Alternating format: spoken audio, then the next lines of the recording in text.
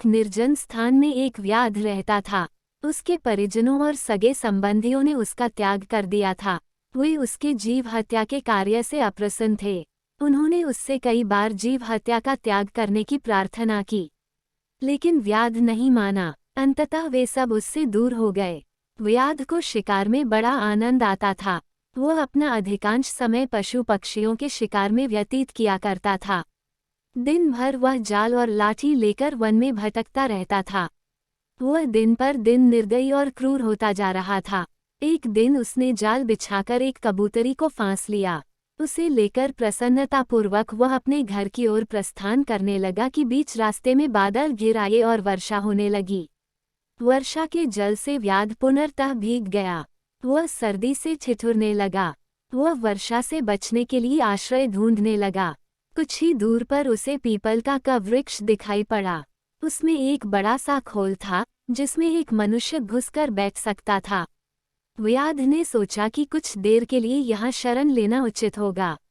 वह खोल में घुस गया और बोला, इस खोल में रहने वाले जीव मैं यहाँ कुछ देर आश्रय ले रहा हूँ। आशा है तुम्हें कोई आपत्ति नहीं होगी। इस सहायता के लिए मैं आजीवन तुम्हारा ऋणी रहूंगा। उस खोल उस कबूतरी का पति रहता था जिसे व्याध ने पकड़ लिया था। वह अपने पत्नी के बिछड़ जाने के कारण दुखी था और विलाप कर रहा था। कबूतरी ने जब स्वयं के प्रति अपने पति का प्रेम देखा तो भावुक हो गई। वह मन ही मन सोचने लगी कि मैं कितनी भाग्यशाली हूँ जो मुझे इस जीवन में ऐसा प्रेम करने वाला पति मिला। इन्हें पाकर मेरा जीवन धन्य हो गया। वह अपने पति से बोली, स्वामी, विलाप मत करो, मैं यही हूँ। इस व्याध ने मुझे जाल में पकड़ लिया है। कदाचित ये मेरे कर्मों का फल है, लेकिन आप मेरी चिंता में व्याकुल ना हो। अपना कर्तव्य निभाते हुए शरण में आए अतिथि की सेवा सत्कार करो, अन्यथा तुम पाप के भागी बनोगे। कबूतरी की बात मानकर कबूतर व्याध से बोला, वधिक, आपका स्वागत है। आप यहाँ निःसंकोच विश्राम करें। यदि आपको किसी प्रकार का कष्ट हो तो मुझे बताएं, मैं उसके निवारण का हर संभव प्रयास करूंगा। व्याध बोला, मैं वर्षा के जल में भीग गया हुआ, मुझे ठंड लग रही है, कुछ ताप की व्यवस्था कर दो। कबूतर ने लकड़ियां जमा की और उसे जला दिया। अतिथि आग सेंकने लगा और उसकी ठंड दूर हो गई। फिर कबूतर ने सोचा कि अतिथि अवश्य भूखा होगा, मुझे इसके लिए भोजन की व्यवस्था करनी चाहिए।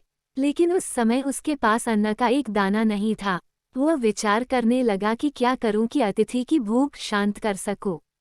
कुछ देर विचार करने के बाद उसने निर्णय लिया कि अब तो कबूतरी भी मेरे साथ नहीं है, मैं जीवित रहकर क्या करूंगा। मुझे अपने ही शरीर त्याग कर व्याध का भोजन बन जाना चाहिए। ये सोचकर वह आग में कूद गया।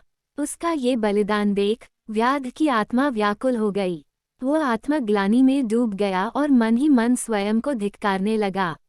उसी क्षण उसने कबूतरी को मुक्त कर दिया। कबूतरी ने जब अपने पति को आग में जलता हुआ देखा तो विलाप करने लगी और कहने लगी कि ये मेरे कर्मों का फल है जिसकी सजा आपको मिली। अब मैं अकेली इस संसार में जीकर क्या करूंगी। कबूतरी ने भी आग में कूदकर अपने प्राणों का त्याग कर दिया।